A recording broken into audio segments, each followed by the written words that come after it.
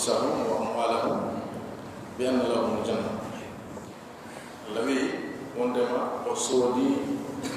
يجود بندم ببن wonki jima fe ni jole ma woni o wi no wala be ciubi do aljanna to yalla yo ko rek are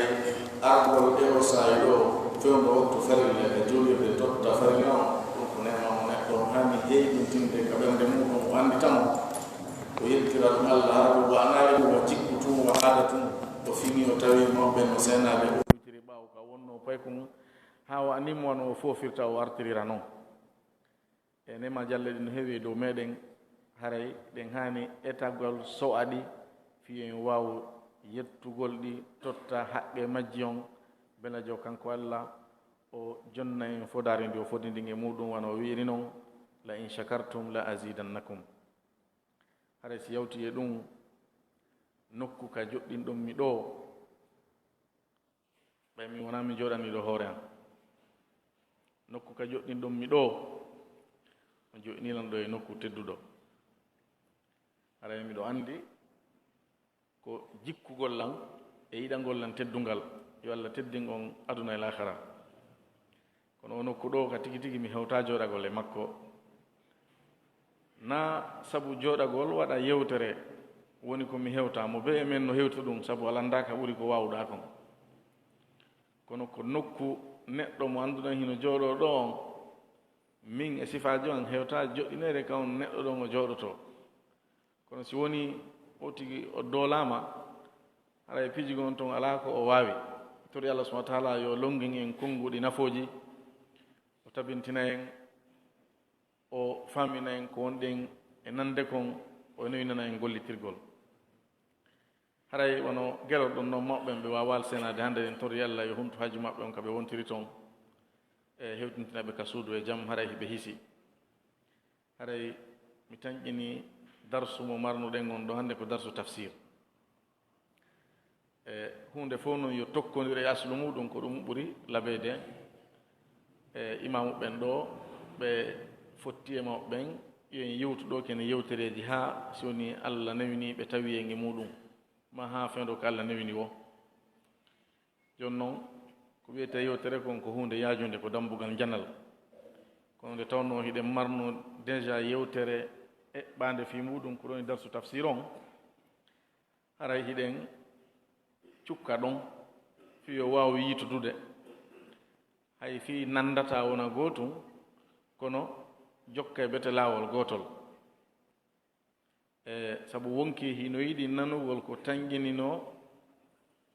e nanay kon no yiɗi jonnede ko arani kon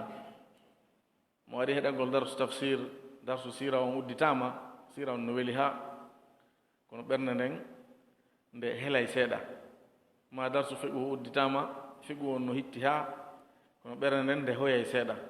tawde wona ɗum ɗon nde habbino wona ɗum wonno ko nde arani kono fof e muɗum en yewta seeɗa ko yowdiri e tafsir e fiyo en ɓeydu andugol ko honno woni ɗum haɗa ngal gandal tafsir ko gandal jeyangal e gande ɓurde hittude ɓurde himmude ɓurde mawnude ɓurde yaajude gandal jeyangal e ko ɓuri moftude e gande ɗen kon e ko waɗi noon hunde fof koko nde humondiri e muɗum kon teddinta nde ma ronka nde teddinde ma e noone goo hunde fof koko nde yowwondiri e muɗum kon hollata ko kayre woni honde ko nde yowwondiri e muɗum kon haa ka ɗum ɗon hitti o nden hunde ɗon nde hitta yeru ɗum haa ka ɗum ɗon teddi o nden hunde ɗon nde tedda yeru ɗum tafsir noon ko ɗum yowwondiri e muɗum ko alqur'ana o ka deftere Allah nden tawata hara wona konngol hay gooto woni toon kala mo konngol mum wiya hino toon ko fillangol wona kanko tigi woni ko wooli ko woni ɗon kon o wowlino ko wooli kon Allah noon filli konngol makko ngol fillani laaɗo hewtini en ko woni nder ɗon kon fof ko konngol Allah subhanahu wa ta'ala jooni noon hunde si yowondiri e Allah woni ko konnguɗi makko ɗin woni ko sifaaji makko ɗin, woni ko inɗe makko ɗen, woni ko golleji makko ɗin, kala ko woni ko yondiri Allah kon haray ɗum noon ko hunde hittunde, hunde mawnude, hunde teddude, sabu ko Allah woni ɓurɗo teddude ko teddi kon fof. ko ɗum waɗi si gandal tafsir ngal ko gandal ɓurgal e teddude e gande ɗen. gande diina kan fof ko ɗo woni ko yaltata e muɗum. sa nani karmukojo figu on hino yewta fi figu on ko aya ɓura noon o fuɗɗoto dallinorde. ko ɗum waɗi si usuliyankoɓe ɓen hiɓe fottani wondema adillaji ɗin ka sharia ara noon ko ɓura noon sunna on noon hikka ɗon, noon si ijma e ko hikkitoto ɗon ara ɓaawo muɗum. nde tawno noon kono woniri haray ko tumata o aya on feeñi ko honnum woni e makko o, noon si njuɓɓudi ndin fokkita ko tokkete ɗon wo noon fiyo ɓeydu laaɓude, fiyo ɓeyde fense naade, fiyo e ɓeydo faamagol hikkoɗon noon ahadis ɗin noon ardi ɗum. ko ɗum waɗi signale ɓen ɗon hiɓe woppiti ɗum on seeɗa ɓe yiilor seeɗa ka sengo ñaamo maɓɓe ɓen waɗi ɓe rukuɗon. ko ɗum waɗi si ahadis ɗin joli feññingol alqur'an on ɗi fof ahadis ɗin ɗi fof en wiye ɗi fof majji ko e tafsirul qur'an, sabu nde nulaaɗo nde nene aicha landa noon ko wonno no jikku nulaaɗo on o wi no jikku nulaaɗo on ko alqur'an on. ko ɗum woni ngurdam nulaaɗo on fof ɗan laatino ko tafsir firgol alqur'an, imma ko dewal, ma ko yondiri e finde, ma ko yondiri e jikku, ma ko yondiri e needi, woni ko needi hakkunde ma e Allah, ko needi hakkunde ma e tagu Allah ngun, needi hakkunde ma an e hoore ma, e haaka neediji ɗin hatti ɗon fof. hala no ngal gandal ko gandal tafsir ngal wonɗe wolde fi muɗum ko gandal jeyangal e gande attiɗe jibinede kal islam, sabu ñandal qur'ana tippi ko neññande kangal kadi ngal fuɗɗi tawde ko yowodirngal e alqur'an on ko ayeje ɗe wona e firede. ko ɗum waɗi ko gandal fuɗɗodungal e ma fuɗɗingal e fuɗɗode sharia on. wono wiruɗen noon gande ɗen noon yalte e nder muɗum, wono fiɓu on, wono ɓe ka luga ko ɓe dallinorta istishhadaji maɓɓe ɗin ko ɓura noon taw ko ɗon taw ndarete est ce que luga on no selli, sabu kala luga wopodirɗo e ɓura noon on luga ɗon ko imma winne ko shad, ko fanɗuɗo, ko lowɗo, ma ɗum ko daif, ma ɗum ko wona o selluɗo. haray ngal gandal ko hombo woni karamkojo maggal ara noon hollugol ha honto ngal hitti ko nulaaɗo sallllahu alayhi wa sallam. ko kamɓe woni karamkojo maggal arano on. haɗi wi'en ko Allah, ko ɓay ko Allah woni ko andi nulaaɗo piji ɗin fof, ko enen tagore nde wonɗe wolde fi muɗum. nulaaɗo sallllahu alayhi wa sallam ko kamɓe woni karamkojo tafsir arano on. alqur'an on tippike e ɗengal arabu e mujtama arabuɓe ɓurnoɓe ɗurde ɓen, hay tawnoɓe wona arabu e maɓɓe hari ɗengal mum ngal waylinoke wonti ɗengal arabu. ko ɗum waɗi si ɓe famayno alqur'ana on e ɗengal maɓɓe ngal ko wiyete kon ala salika, andugol ɓe ɗengal arabu ngal ɓe famirayno alqur'ana on. kono ɗum e ɗum mum hari goɗɗum ngo jiɓayno ɓe toon, ɓe rutto ka nulaaɗo sallallahu alayhi wa sallam ɓe landito. nulaaɗo alayhi salatu wassalam feŋñinana ɓe ko jilɓannoɓe kon. hino jeeya e muɗum wono aya on ko surat luqman ka Allah wi ɗon, wono aya on ka surat al an'am ka Allah wi ɗon alladhina amanu wa lam yalbisu imanahum bi dhulm ulaika lahumul amnu wa hum muhtadun. Allah wi ɓen gomɗinɓe tawi ɓe jillaali e gomɗinal maɓɓe ngal tooñe, hay e hunde tooñe, Allah wi ko ɓen mari ko wiyete kon kisal, ɓen ɗon ko ɓe won feewu ɓen. o aya ɗo o mappino sahaba ɓe muradu moƴƴuru, nde tawno kamɓe ko yimɓe hirannoɓe moƴƴere, hirunoɓe daɗugol ko wiyete bone. aya ari o wi on gomɗinɗo o jillaali e gomɗinal makko ngal tooñi hay e huunde o wi bi dulmin o wi ko ɓen ɗo woni marɓe kisal ɓen ɗum ko aduna ɗo o e ka darngal o ñande darngal ɓe ɗo hisoyta o wi kadi kamɓe woni fewɓe ɓen ɗum ɗo ani no ɓe fota ɓe wi nulaaɗo ko hombo e amen woni tooñata hoore mum ko hombo e amen woni faggitota ko tooñi hay e hunde kamɓe ɓe faami hon nu ɓe faamigo e naafi ɓe faamal hay hunde ɓe faami ko arabu andi kon si tooñe wiyama si wiyama enen ɗo ko haala men wiyama tooñe goɗlanta ko noon tooñe mo lando noon ko honɗum e newno tooñe faandiɗa si ha toon jini kono ka ɗengal men si wiyama tooñe mo ɓeeno andi kon ɗum hara wola pay ko jano fof no fota e muɗum kono ɗo nde tawno hunde yowodiri goɗɗum ka timmode aya on ko ɗum wonno ko mapini ɓe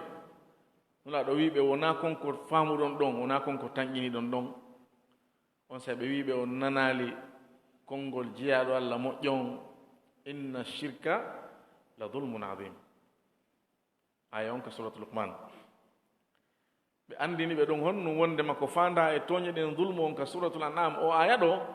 ko ɗe tooñe firtaɗe to ka suratul luqman inna shirka la dulmun adim allah wi tabitino shirka on kafutugol allah e goɗɗum ngo ko wonamo kanko ɗum ko tooñe mawɗe noon nulaɗo holli ɓe ko ɗen tooñe ɗo woni ko fanda e aya on ka suratul an'am aya on firtire honno ɓen gomɗinɓe ɓe jillali e gomɗinal maɓɓe ngal shirku hay e hunde ko ɗum ɗen tooñe fandaɗe ɗon ɗum ɗo ko hollugol len tu wondema karamo kojo tafsir arano on ko nulaɗo sallllahu alayhi wa sallam no jeeya e ko ɓe firti kadi wa aiddu lahum mastata'tum min quwwatin wa min ribati lkhayl ɓe maki ala inna alquwwata arrami ɓe maki ko woni doole ɗen ka aya ɗo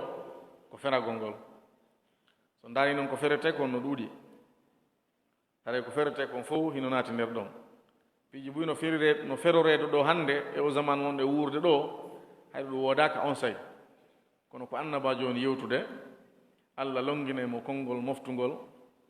haa ka mission makko on hatti ɗon nulaaɗo noon sallallahu alayhi wa sallam mission maɓɓe on ko universel ko alami no mofti tagore nen fof wono jomirawo wiiri noon wama arsalnaka illa rahmatan lil alamin haray ɗe mise ɗo hino woodi buy son yiltiki ka defte ulumul qur'an ka defte tafsir ka muqaddimat kutubu tafsir haray ɗum hino yewta to mise ko nulaaɗo sallallahu alayhi wa sallam waɗi tafsir hino jeeya e muɗum aya on ka surat luqman ka honno aya on ka surat luqman nam ka allah wi ɗon inna allaha indahu ilmu saati wa ya'lamu al-ghayba wa ya'lamu ma fi al-arham wallitelan inna allaha indahu ilmu saati wa ya'lamu ma fi al-arham wa ma tadri nafsum madha taksibu gada wa ma tadri nafsum bi ardin tamut o aya ɗo ko ɗo nulaaɗo sallallahu alaihi wasallam firtiri aya go kadi ka suratul an'am ka allah wi ɗon wa indahu mafatihul ghaybi la ya'lamuha illa hu wa indahu mafatihul ghaybi la ya'lamuha illa hu mafatihul ghayb nulaaɗo firtiri ɗen caabiije udditirɗe gundoji ɗin piiji wirnitiɗɗin nulaaɗo firtiri ɗum ɗon aya on ka suratul luqman haray ɗum ɗo fof no joli e hadis ji selluɗi imma ka sahihayn ma ɗum ka sunan haray ko nulaaɗo on sallah sallam firti kon alquran ɗuuɗa haa tawde haton jina noon kay muɗum haa wiɗen fi honnu nde tawno kañum sahaba ɓen radiallahu anhum ko ɗengal maɓɓe nu ko andunoɓe ɗengal arabu alquran on koye haala arabu kan tippi ɓe faamirayno ni yeru ko woni ɓe faltaki kon ɓe yiltito yeru ɗum ɗon ka nulaaɗo sallallahu alayhi wa sallam e firtana ɓe ene jeeya e muɗum kadi aicha radiallahu anha o ruttino ka nulaaɗo o landiti nulaaɗo aya on ka suratul mu'minun ka allah wi ɗon walladina yu'tuna ma ataw wa qulubuhum wajilatun annahum ila rabbihim raji'un allah no sifade jeeyaɓe gomɗinɓe ɓen o sifi ɓe ha o wi kañum e ɓen waɗoɓe hunde nde hiɓe waɗa jonnoɓe ɗoftare nde ɓe jonna tawatara e hoore ɗum ɓerɗe maɓɓe ɗen hino huli hino ɗeñƴi hino maapi tawde ko jomi maɓɓe woni ko ɓe ruttoto. Aicha wi nulaaɗo ɗum ɗo ko yaroɓe beere ɓen ko waɗoɓe zina ɓen laaɗo maaki wona ɗum wona ɓen few laaɗo maaki ko on tawowo hino hoorude hino juulude hino ittude zakka no wadde sadaka no wadde moƴƴireji ɗin kono hara himo huli ta taw Allah subahana wa taala on ala mo jaɓande ɓe woni ko fanda e aya on aray ɗum ɗo fof ko mise hollayɗe wondema alqur'ana on ko bee o yiltitane ka annduɗo on nde tawno ɓeeɗo ko nulaaɗo wonno karmo kojo mo ɓe wuuride muɗum ko kanko woni annabijo on alqur'ana on tippade makko haray ko tawno ko bee ɓe yiltito e piiji goono toon tawatarde ɓe annda fi mum ina jeeya e muɗum noon kadi tafasilji sharia on fof alqur'ana on ari wi wa aqimu salata wa atu zaka kono julde ñinnirte kono zakka ittirte ko fewnde honde juulete ko jelu juulete ko honno juulirte e ko honno waɗete si juule si juulama ko honno waɗoyte ko honno julde sellirta e ko wi wasifa ɗum ɗo e zakka on wi wasifa mum e hajji on wi wasifa mum e ibadat ji ɗi fof jolɗini ka qur'an ɗum ɗo fof ko nulaaɗo alayhi salatu wassalam woni ko feññiniri ko ɓuri kon kuuɗe ɗen ɓe juuli sahaba ɓe yii ɓe maki sallu kama ra'aytumuni usalli ɓe hajjide e maɓɓe sahaba ɓe yii ɓe maki li ta'khudhu anni manasikakum e wona noon hara wiwɗen ɗum ɗo fof ko hollugol wonde makko nulaaɗo alayhi salatu wassalam woni karamo kojo tafsir arano on yarli noon haaɗuno ɗon haaɗano ɗon haaɗata ɗon kadi sabu alqur'ana on no jeeya e reenugol mo yo taw himo faamini wonɓe mo e janngude ɓen hino anndi ko woni nder ton Allah noon no ƴetti engagement o reena e mo jomirawo on wi'i inna nahnu nazzalna dicra wa inna lahu la hafidun Allah no ƴetti on garanti ɗo wondema o tippini qur'ana on e wondema kanko wonande alqur'ana on ko o reenowo haray noon ko reenugol ƴiyal makko ngal reena mana makko on ko ɗo waɗi si firot alqur'ana on jokkodira e tun tanke julɗo hino heddi e hoore leydi ndin haray ko noon sahaba ɓen ɓe ƴettiri firongon e juuɗe nulaaɗo sallallahu alih wa sallam ɓe ƴetti kadi hakkunde maɓɓe sabu hari ɓe ɓurduno wowde ɗenngal arabu ngal woɓɓe maɓɓe ƴetti e woɓɓe haa mujtama maɓɓe woni mujtama annduɗo alqur'ana on nulaaɗo sallallahu alayhi wa sallam ɓe feƴƴin tawi alqur'ana on hay hunde ala ko jilɓani sahaba ɓen ɓe fof na goto kala e maɓɓe ɓe fof maɓɓe ɓe anndi alqur'ana on fof no wona noon ton goɗɗo e maɓɓe hara o aya ɗo no jilɓani mo ma o kalima ɗo no jilɓani mo ɗum ɗon kadi iwata pooma no jeeya e ijasul qur'an goɗɗo wata huɓindagol alqur'ana on noone no o faalirte noon tigi tigi si wona mo tippina on e hoore muɗum on ɗon ko wahay wonino e arde amma a neɗɗanke ɓandinkejo hedditiɗo toujours woda e toon piihoye jilɓankoye ma ko ɗum o yiyay e riwayatji ɗin aboubacre no wi anda o aya ɗo ko firi ma o kalima ɗo ko firi oumar no wi anda o kalima ɗo ko firi ibne abbas no wi mi andude o kalima ɗo ko firi wonde mi nanno addan on fulawa to ayno o gueloyɗi on e kaarijo no wadda hunde kaari ɗum no heewi tew ka defte tentini ibne abbas aboubacre noon e oumar wono ɓe woni noon ko kamɓe ɓurno ɓadade nulaaɗo hiɓe jeeya e ɓurɓe andude firo alqouran kono no woodi ko joli e maɓɓe wondema ko o wi mi annda ko woni ɗum ɗo oɗa kan no joli e muɗum ko wi mi annda ko woni ɗum ɗo kono sahabaɓe ɓe fof e maɓɓe hari alano e aya mo tawata haraɓe fof ɓe anndamo ko ɗum waɗi si wiyete nulaaɗo sallallahu alih wa sallam ɓe feƴƴin tawi mission maɓɓe on telen ɗon timmi ko on woni mission on Allah wi wa anzalna ilayka dicra litubayyina linnasi ma nuzzila ilayhim fiya feññina jama on ko tippina e maɓɓe kon ko ɗum min tippinira alqur'ana on e dow maɗa feññingol ngol noon no mofti feññinanɗen ɗiɗi noon feññingol ƴiyal ngal feññina mana on ɗiɗi noon ɗi timmuno si nulaaɗo alayhi salatu wassalam ɓe feƴƴini sahaba ɓen kañum kadi lonti ɗon taabi ina en ƴetti e juuɗe maɓɓe ɓe wonti kamɓe karama koɓe ɓen buyi e maɓɓe firayno kono ɓe lollano fota wa ɓawti muɗum kono woni e woɗɗitorde noon zaman nulaaɗo on sallallahu alaihi wasallam kono firugol alqur'ana on woni haton jinirde sabu kono yimbe tawno be wona arabu woni e natirde ka dina no be natiri ka dina wo qur'an on haton jinina yo firtane be sabu kambe wona dengal mabbe hibe haton jine firtanede fof ma ko buri kon awa ko dum wadi sayinu la dar kon la tu wonno firtude sabu haton jina ka buy bayri be feƴƴi woduno firtoɓe alqur'an on ko wona ɓe kamɓe no jeeya e ɓen alkhulafa al arbaa no jeeya e maɓɓe ibnu abbas no jeeya e maɓɓe jabir radiallahu an no jeeya e maɓɓe aisha radiallahu anha no jeeya e maɓɓe zeyd windanayno ɗo nula ɗon sallallahu alayhi wa sallam no jeeya e maɓɓe abdullah ibne mas'ud no jeeya e maɓɓe ubay ibnu ka'b e ko ɓeeɗo ɓuri lollude no toon woɓɓe kadi ɓe egga e muɗum seeɗan ira ko haton jinno e muɗum sabu fewndo maɓɓe kamɓe hari ɓe jooɗaki no jooɗorɗen ni ko jihaade ɓe wonno ko tawnoɗo no jooɗi marno tan jannugol koka jooɗa ɗon janngete naka kaafa ƴetta no fewtondira ɗon haray affaire jande ɗuɗa ɗon ha ko yer ko haton jina kon tum fiyo dina kan waw sellude haray noon ɓeeɗo kadi ko ɓurno lollude maɓɓe ko nayo ɓen nayoɓe ɗon ko ibnu abbas ko ɗo ɓurno lollude e firɓe alqur'an on ko ɗum a fontata alqur'an deftere tafsir rewa aya ɗiɗi ronka wiide konngol makko kanko ɓuri lollude si yawtiɗo makko ɗon hikko ɗon noon abdoullah bin mas'ud hikko makko ɗon noon ubay ibn ka'b ko ɓeɗo woni ko ɓurno lollude ka firugol alqur'an on ɓeɗo noon ɓe ñinnuno jangirɗe ɓe sincuno jangirɗe firɗe alqur'an won ibnu abbas ko makka wonno ko ñiiɓi ko kanko wonno karmo kojo duɗal alqur'ana ngal makka ɗon ko ɗum riwaya makkinkoɓe ɓen a tawa fof no rewi e makko ka jangiwo ka firowo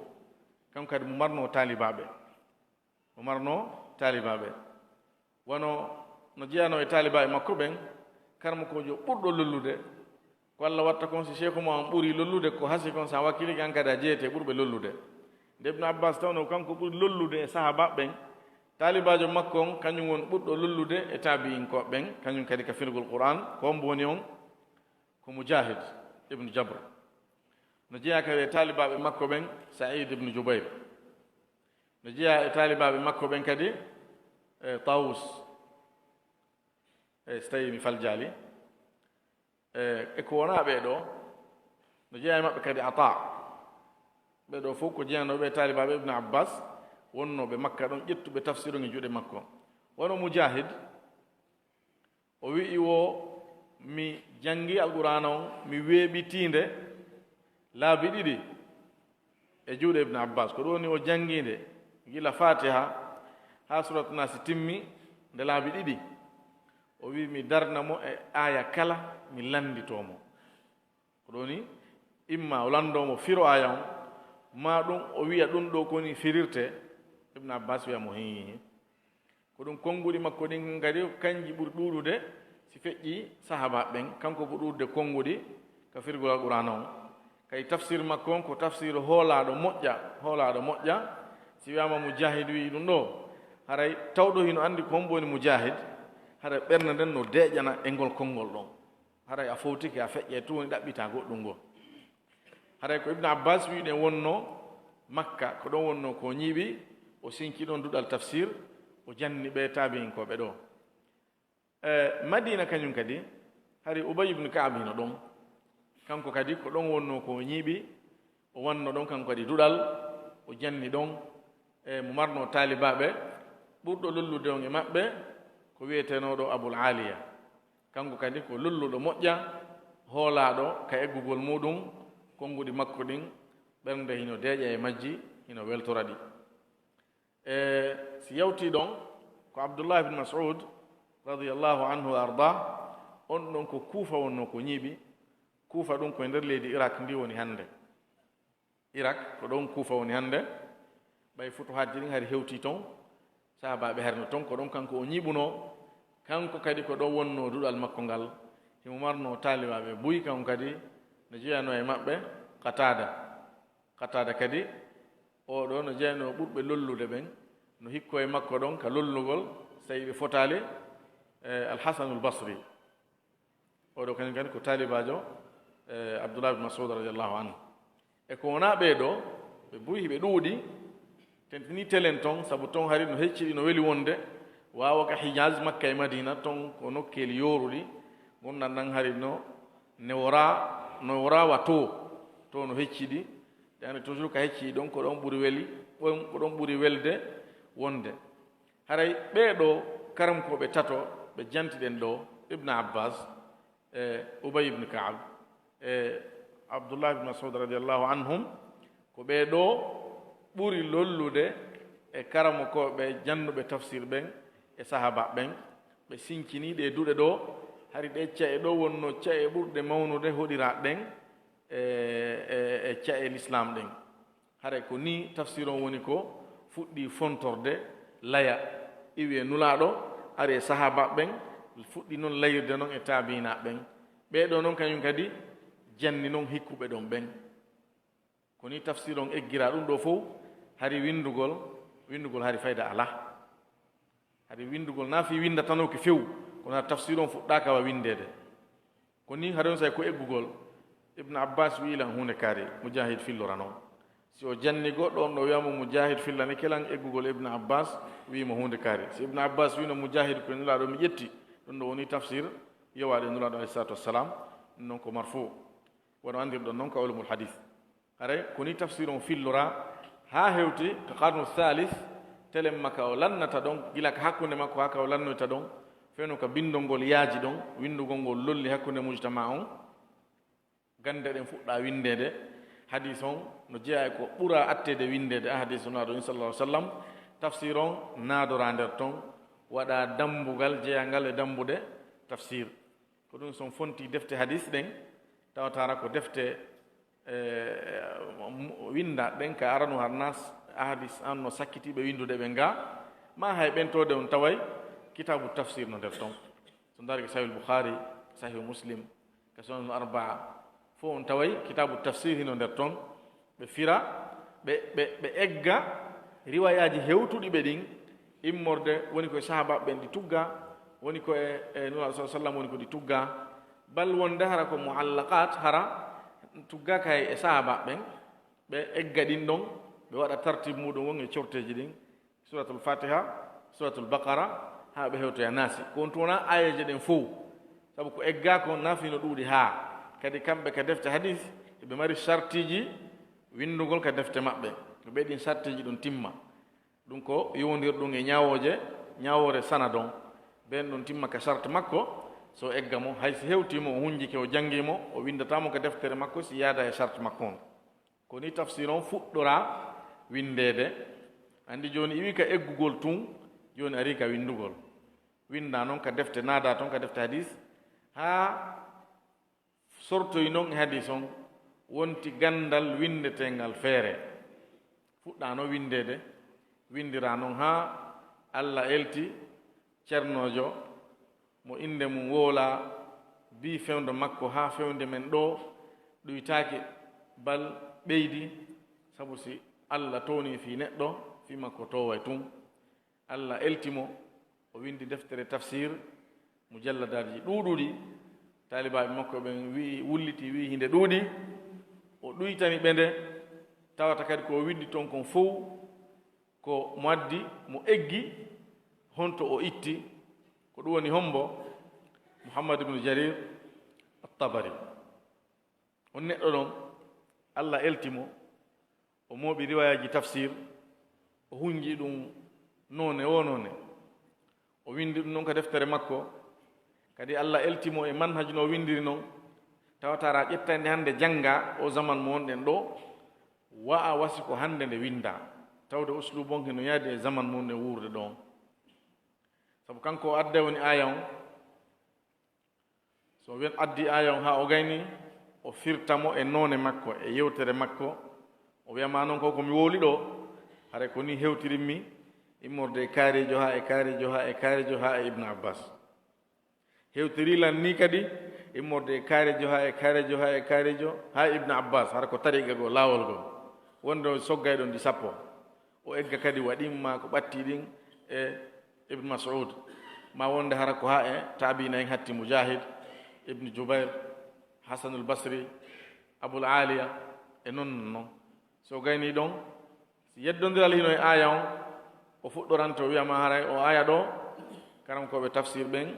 ino luutodiri ka firtugol mo woɓɓe wii ɗum ɗo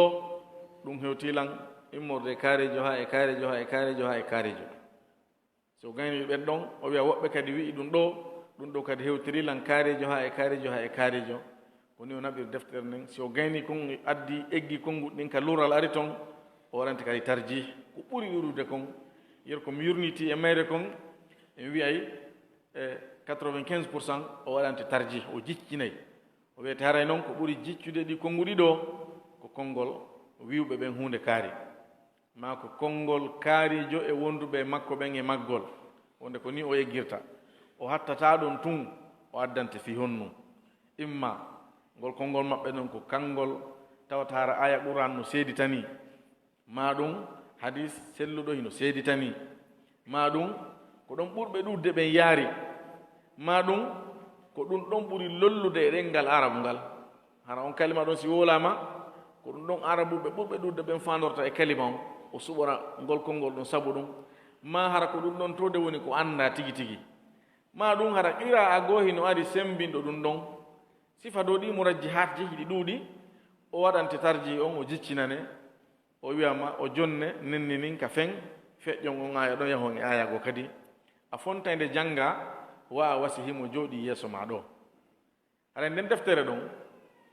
hinde wiye jamiul bayan an ta'wili ayil qur'an kono ko nde lolliri ko tafsiru tabari ko ɗoni ko nde lolliri alhamdulillah hinde muula hinde woodi hinde ɓuri mujalladji 17 deftere ñannunde haray arɓe windi tafsir ɓaawo makko ɓe fof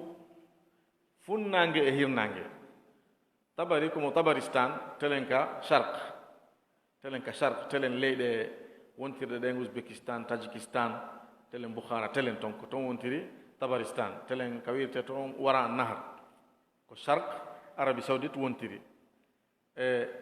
hay arɓe ɓen noon wuuri telen ka garbe ga telen andalus feno dawla islamia wonno espagne hiɓe tuugi e deftere makko ɗen a wiya toon o wuurirno arɓe ɓe ɓaawa makko fof nano e ñaamo winduɗo tafsir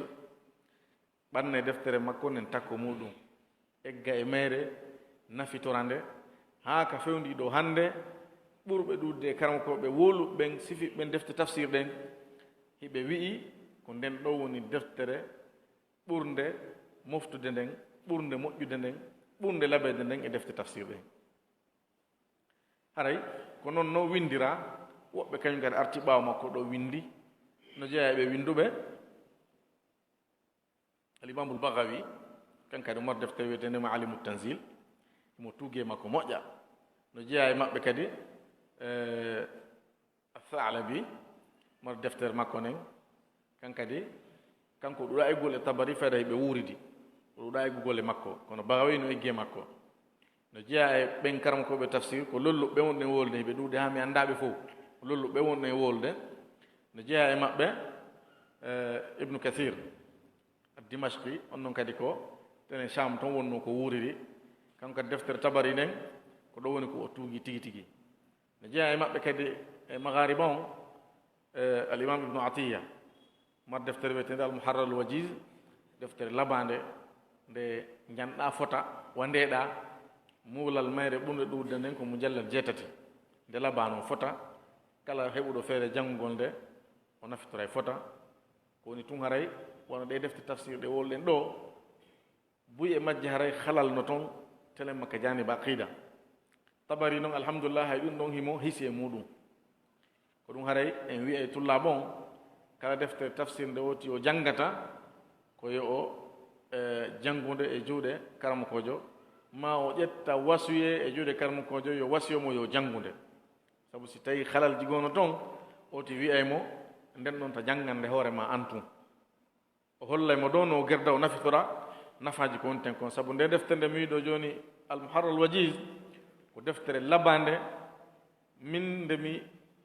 waɗi takko am moƴƴa sabu himo raɓɓinɗinanma konngol ɗin mo raɓɓinɗinanma riwayaji ɗin o addante ninni ndin heña hara on juutinaali kadi himo tuugi e deftere tabari nden himo ɗuɗɗini kadi e humagol ngol e haala arabu kan andi fiwal qur'ana o si humindiraka e arabu on a heɓata ko weli kon nder muɗum si humindirama ɗon e ɗengal arabu ngal a ƴeyi ko weli kon e juɓɓudi alqur'ana on ɗum ɗon noon himo gollitir ɗum fota buyi kadi no windi ha hewti en ɗo ne jeeya e moasirɓe winduɓe ɓen cheikh bin uthaymin rahimahullah tafsir makko on kankan laba moƴƴa noon no jeeya e maɓɓe kadi cheikh mouhammad al amin alshinqiti no jeeya e maɓɓe al imam altahir bin ashur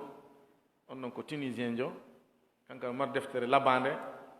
e ɓeɗo fof ko winduɓe sakkitorum ɗo no jeeya e maɓɓe kadi al imam assaadi ara on ɗon ko deftere jumlande ko jeeyaɗe min al muhtasarat wiyetende tafsirul karim irrahman deftere labande kañum kadi haray sakkitore windaɗen ɗo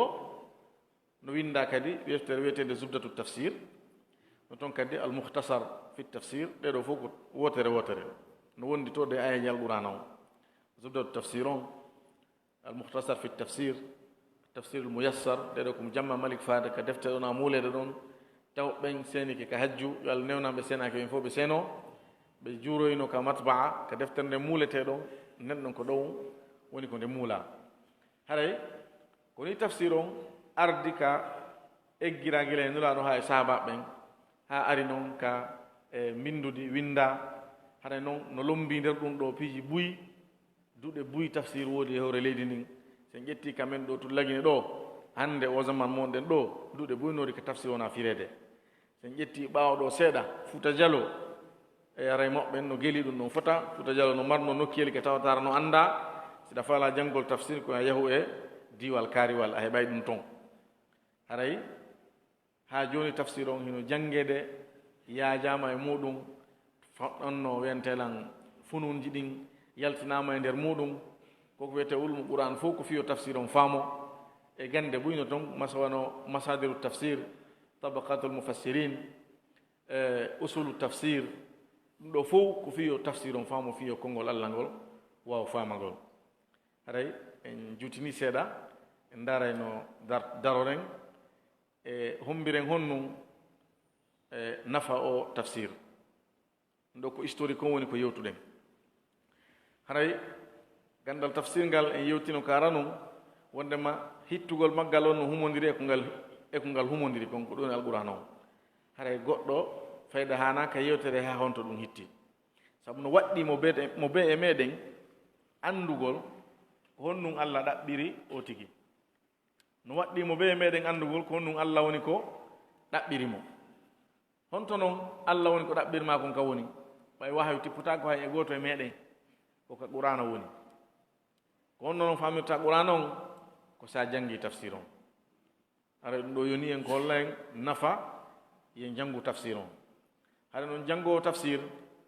himo hani heɓugol manhajiya ko ɗoni tariga laawol yaadowol e alhaali makko on haray na duɗal o duɗal mo be e meɗen wawata nafitorde sabu sa ari e darsu tawi a wawata wadde istiabu kona yewtede kon tawa sa iwi ka darsu ɗon a wawi an kadi finude on darsu ɗon goɗɗo hay ko naftorta kon ɗon an no fanɗanma sabu haray mustawa o no towanma kono noon naya ruuɗo e duɗal hay e gotal kala ka tawɗa wawɗa arde ɓay hay sa ari a famala e harfu goto moƴƴere argol ngol heɗo ka duɗal maleyka ko arata huuɓita ɗon kon yurmede allah ko tippoto ɗon kon ɗum ɗo fof a heɓay nulaɗo maki humul qawmu la yashqa jalisuhum ɗum ɗo fof a heɓay ara heɗoɗa wonde ko naftorɗa a yarata ni tum kono ara eto heɓa wawowoma jannude ko tawatara koko yaade e niveau ma mustawa ma on fiya wawu waɗugol irtiqa ƴawa fiya hewtugal duɗal janal ngal a wala wawde famugol ɗa moƴƴa haray noon tafsir on e wonande faalaɗo yaajugol e muɗum janga muɗum haray tafsir on ko noneji ɗiɗon wattanele e darsuji maɓɓen ɗo tafsir on ko imma o firirama aya on firire aya wono addirɗe ni nane mise ɗen ka fironulaɗo sallah sallam na ɗum aya on o firire hadis na ɗum aya on o firire konnguri sahabaɓe wurude ɓen e nulaɗo sallallahu alayhi wa sallam seedi ɓen tippagol alqur'ana on annduɓe ɓen ko honto alqur'ana tippi ko honɗum woni sabu ha o aya ɗo tippi ko honɗum e alhaali tippagol alqur'ana on humodire muɗum si tawi feƴƴie ɗum ɗon ɗum ɗo fof ko siɗa heɓaki areɗa si aya heɓike firtuɗo aya goɗɗum ko daratake kon ɗona e ƴettede si woni heɓaki ka alqur'ana toon ko firti aya on no ruttede e sunnanula ɗon sallah sallam ko kamɓe woni ko nde tippi e muɗum kamɓe woni ko feññini nde heɓoto nder toon imma bitasrih aw bil ishara imma hara no feññina no sappa no tugga e muɗum ma ɗum hino sappa hino ɓaaƴa si woni a heɓali nder toon rutto e konngudi sahaba ɓen kamɓe seedi tippagol alqur'ana on ko kamɓe andi ko ɗum alqur'ana on fandora si feƴƴinulaɗo alayhi salatu wassalam si feƴƴie ɗum ɗon haɗa ko konngudi hikkiɓe maɓɓe ɓen taabi ina en hano karamkoɓe ɓen silsila wonir noon ha eɓe wuruɗen ɓen ɗo hannde haɗa kadi alqur'ana on kadi no wallitore ka firo muɗum ɗengal arabu ngal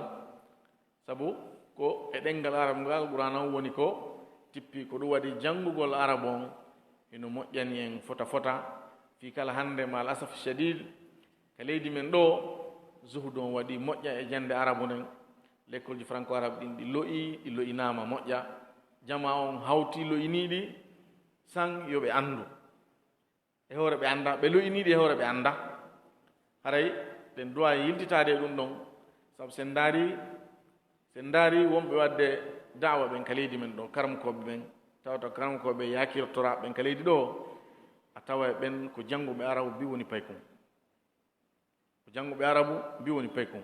na yawɗo hayɓe duuɓi 35 duuɓi 40 jannge arabu seeɗa wawata wadde ko ɓe woni wadde kon on ɗon kadi o heɓaygo yeru makko on kono on ɗon wonata yakitorteɗo haray ɗo mi faltum sappanade mawɓe fay ɓen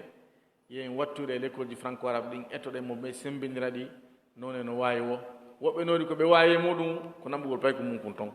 haray a sembini woɓɓe no wawi tonin ɗon haray ɗo fof ko hollugol len wondema e gandal tafsir ngal ha hon to ngal hitti e ko laawol holngol woni ko ngol ardete haray noon na hunde suuɗinde on sabu onon ɗo fof na heɗagol na woni ko seni ɗon ɗo ko heɗagol tafsir on ko andugol on ɗum hino hitti e yiɗugol on heɓugol ɗum woni ko addi on ɗo haray sen hewti waɗo eɗen daro waɗo eɗen toro Allah subhanahu wa taala yo taw en addi ko wawete naftorede yo taw ko wona kon ino nani yo taw en hawrodiri e sawaba si woni faljere waɗi toon haray ko mi woni ko falji sabu raɓɓiɗere gandal an e tawde yewtere nde wona eɓɓinanade ko heɓɓita ɗum tun haray yo daro waɗo wa akhiru dawana alhamdulillah rabbil alamin wa sallallahu wa sallama wa baraka ala nabiyil amin wassalamu aleykum wa rahmatullahi wa barakatuh.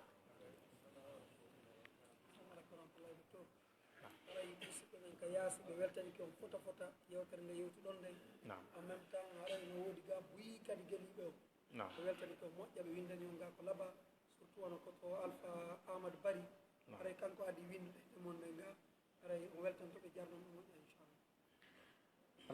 haray kamɓe jama on ka yaasi ɓe hiɓe weltana fota heɗagol darsuji ɗin woni ko heɗagol en direct woni ko heɗagol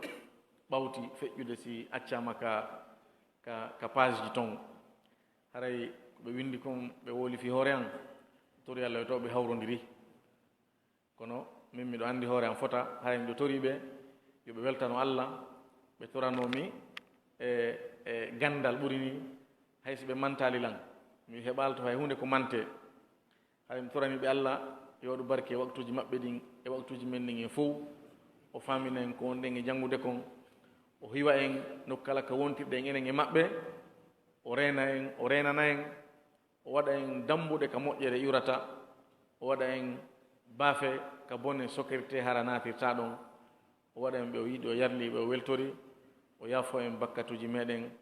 kañum e mawɓe meɗen o yurme en fof o hawta en ka aljanna makko ɓurɗo towde ko alda e ñawore ko alda e lette